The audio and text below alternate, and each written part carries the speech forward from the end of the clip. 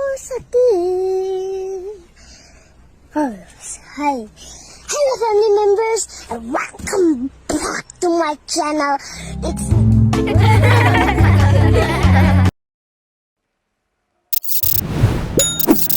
ఈ సొసైటీ అంతా మనకి చిన్నప్పటి నుండి చెప్పేదంతా ఒకటే, మనం మంచిగా చదువుకొని డిగ్రీ సంపాదిస్తే మనమంటూ ధనవంతులు అయిపోవచ్చు. అందరూ అనుకుంటారు మంచిగా చదువుకొని డిగ్రీ సంపాదిస్తే ధనవంతులు అవుతాము అని. ఈ ప్రపంచంలో చూస్తే బయట చాలా మంది మంచి మంచి డిగ్రీలు తీసుకొని బయటకు వచ్చేస్తున్నారు. వాళ్ళందరూ ధనవంతులు అవ్వలేకపోతున్నారు. మిమ్మల్ని ఈ డిగ్రీ అనేది ధనవంతుల్ని చేయలేదు. మనం ధనవంతులు అవ్వాలంటే మనకు ఎటువంటి ఎడ్యుకేషన్ ఉపయోగపడుతుంది అంటే ఫైనాన్షియల్ ఎడ్యుకేషన్.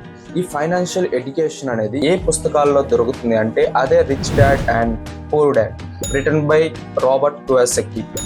రాబర్ట్ ఒక business man, investor and also business coach. ఈ బుక్ చదివిన వాళ్ళందరూ పవర్ఫుల్ బిజినెస్ ఇన్వెస్టర్స్ అయ్యారు. ఈ వీడియో మీరు చివరి వరకు స్కిప్ చేయకుండా చూడండి. మీరు ఈ వీడియోలో ఫండమెంటల్ ఫైనాన్షియల్ ఎడ్యుకేషన్ గురించి తెలుసుకోవచ్చు. ఈ బుక్ లో ఫండమెంటల్ ఫైనాన్షియల్ ఎడ్యుకేషన్ ని రాబర్ట్ 6 lessons గా చెప్పారు. సో ఈరోజు వీడియోలో అసలు ఆ బుక్లో ఏముంది, కామన్ పర్సన్ ఆ బుక్లో ఉన్న నాలెడ్జ్ తీసుకొని రిచెస్ట్ పర్సన్స్గా ఎలా అయ్యారు, ఇన్వెస్టర్స్గా ఎలా అయ్యారు అని చెప్పేసి ఆ 6 lessonsలోని ఒక లెసన్ గురించి మనం ఈరోజు నేర్చుకుందాం. అమెరికాలోని హవాయి నగరంలో రాబర్ట్ ఒక పేద కుటుంబంలో పుట్టాడు. ఇతనికి 2 తండ్రులు ఉండేవాళ్ళు. ఒక పర్సన్ ఏమో రిచ్ డాడ్, ఒక పర్సన్ ఏమో పూర్ డాడ్. ఇతని యొక్క సొంత తండ్రిని పూర్ డాడ్ అని పిలిచేవాడు. రాబర్ట్ వాళ్ళ తండ్రి మంచిగా చదువుకొని మంచిగా డిగ్రీ చేసి పిహెచ్డి చేసి మంచిగా ఆ పర్సన్ టీచర్గా అయ్యాడు. వాళ్ళ ఫ్రెండ్ అయిన మైక్ వాళ్ళ father 8th class fail, education లేదు. ఇతని తండ్రి అంటే పూర్ డాడ్ చదువుకొని మంచిగా డిగ్రీ చేసి పిహెచ్డి చేసి ఈ పర్సన్ అంటూ టీచర్ చేస్తూ సర్వే అయ్యేవాడు. మరొక పక్క వాళ్ళ ఫ్రెండ్ అయిన మైక్ వాళ్ళ ఫాదర్ అంటే rich dad 8th failure, education complete అవ్వలేదు. ఇద్దరు కష్టపడి పనిచేశారు, ఇద్దరు కష్టపడి సంపాదించారు. వాళ్ళ జీవితాల్లో పైకి వచ్చారు. కానీ పూర్ డాడ్ ఏమో జీవితాంతం డబ్బు కోసం ఇబ్బంది పడుతూ ఉండేవాడు. రిచ్ డాడ్ మాత్రం డబ్బుకి ఎటువంటి ఇబ్బంది లేకుండా ఎప్పుడూ సరదాగా లైఫ్ని లీడ్ చేస్తూ ఉండేవాడు. ఈ ఇద్దరు ఫాదర్స్ తన యొక్క లైఫ్లో ఉన్న ఎక్స్పీరియన్స్ని షేర్ చేస్తూ తనకి గైడెన్స్ ఇస్తూ ఇద్దరు తన యొక్క అభిప్రాయాలని చెప్తూ వస్తూ ఉండేవాళ్ళు.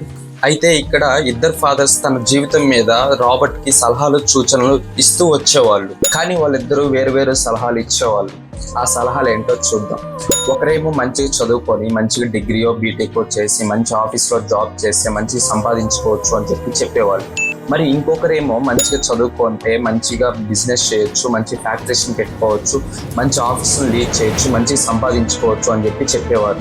మరి పూర్ డాడ్ ఏమో అన్నిటికీ అరిష్టాలు కారణం డబ్బే అని చెప్పేవాడు. అన్ని ప్రాబ్లమ్స్ షార్ట్అవుట్ అవ్వాలంటే కావాల్సింది డబ్బు అని చెప్పేవాడు రిచ్ డాడ్. పూర్ డాడ్ ఏమో అసలు డబ్బే అవసరం లేదని చెప్తూ ఉండేవాడు పూర్ డాడ్. డబ్బే అన్నిటికీ మూలం, డబ్బే అన్నిటికీ ఇంపార్టెంట్ అని చెప్తూ వచ్చేవాడు రిచ్ డాడ్. వీళ్ళిద్దరు చెప్పే దానిలో ఎవరి మాట వినాలి అని చెప్పి కన్ఫ్యూజ్ అయిపోయేవాడు ఈ రాబర్ట్. నాకు తెలిసి మీ పేరెంట్స్, మీ రిలేటివ్స్, ఇలా మన ఫ్రెండ్స్ ఎవరో ఒకరు మీకంటూ ఇటువంటి డిఫరెంట్ సజెషన్స్ ఇచ్చేస్తుంటారు. మీరు కూడా ఇలా కన్ఫ్యూజ్ అయ్యి ఉంటారు. ఇలాంటి సజెషన్స్ మీకు ఎవరైనా ఇస్తే కింద కామెంట్ చేయండి. మొత్తానికి రాబర్ట్ డబ్బు గురించి నేర్చుకోవాలి, తెలుసుకోవాలి అని అనుకున్నాడు. అందుకే రిచ్ డాడ్ యొక్క గైడ్ లైన్స్ ని ఫాలో అవ్వాలని చెప్పేసి అనుకున్నాడు రాబర్ట్ కి మొత్తం వాళ్ళ రిచ్ డాడ్ 6 lessons నేర్పించాడు. ఆ 6 lessons ఏంటి అనేది ఇప్పుడు చూద్దాం. ఈ వీడియోని చివరి వరకు చూడండి. Number 1, the rich don't work for money. Rich అవ్వాలనుకునేవాడు మనీ కోసం పనిచేయడు.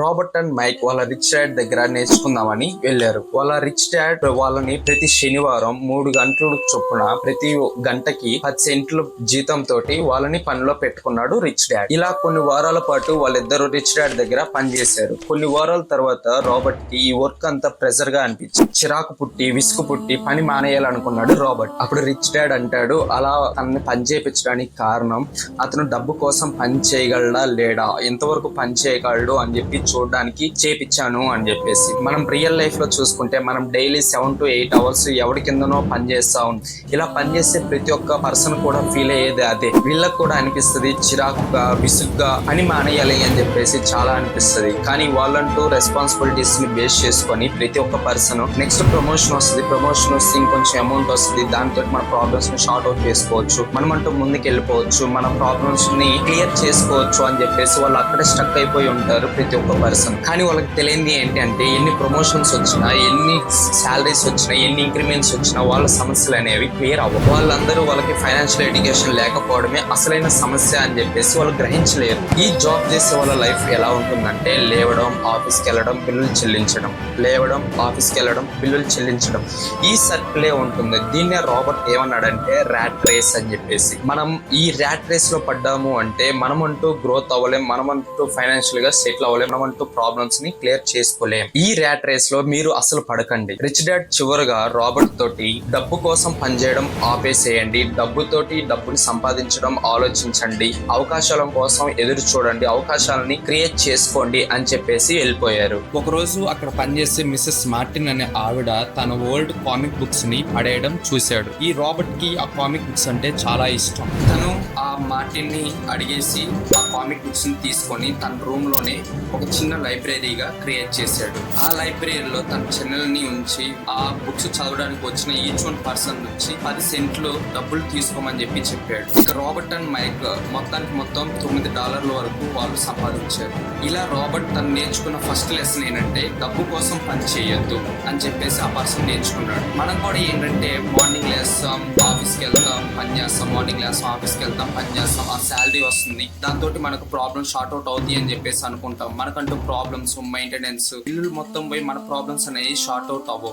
సో ప్రతి ఒక్క పర్సన్ ఏంటంటే జాబ్ చేసే పర్సన్స్ జాబ్ చేయొద్దు అని చెప్పేసి అనడం లేదు. జాబ్ తో పాటు మల్టిపుల్ సోర్స్ ని వెతుక్కొని సంపాదించుకోవడానికి అలవాటు పడండి. ఈ జాబ్ మీద మాత్రమే మనం డిపెండ్ అయినట్లు అయితే మనమంటూ రిచెస్ట్ అవ్వలేం, మనమంటూ సాటిస్ఫై లైఫ్ ని లీడ్ చేయలేం, మనమంటూ అన్సాటిస్ఫై లైఫ్ ని లీడ్ చేయాల్సి ఉంటుంది.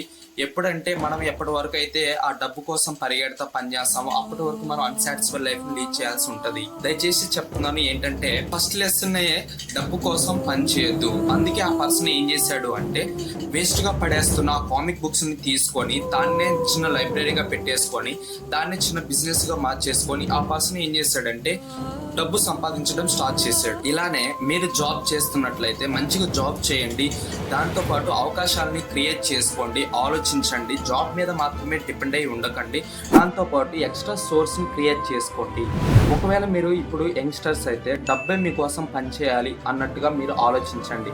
For example social media influencer, like వీళ్ళందరూ ఏంటంటే ఓన్గా మనీ సంపాదిస్తున్నారు. లైక్ ఫర్ ఎగ్జాంపుల్ ఒక జాబ్ చేసే పర్సన్ కొనలేని కారు ఒక ఇన్ఫ్లుయెన్సర్ కొంటున్నాడు. ఒక జాబ్ చేసే పర్సన్ లీడ్ చేయలేని లైఫ్ ఒక ఇన్ఫ్లుయెన్సర్ లీడ్ చేస్తున్నాడు.